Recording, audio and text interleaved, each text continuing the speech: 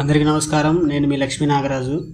ఇకపోతే ఈరోజు వీడియోలో ఎండాకాలం ఖాళీగా ఉన్న రైతులంతా ఏరువాక పౌర్ణమి మొదలవగానే కొత్తగా పంటలు వేయడానికి తమ పొలాన్ని సిద్ధం చేసుకుంటూ ఉంటారు.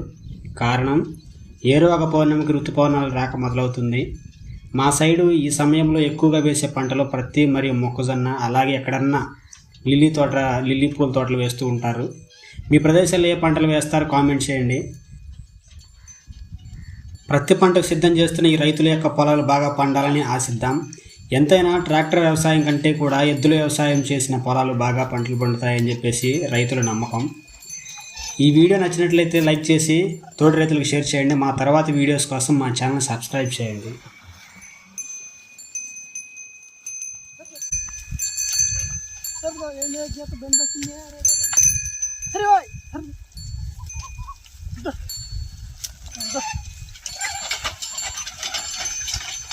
Hi.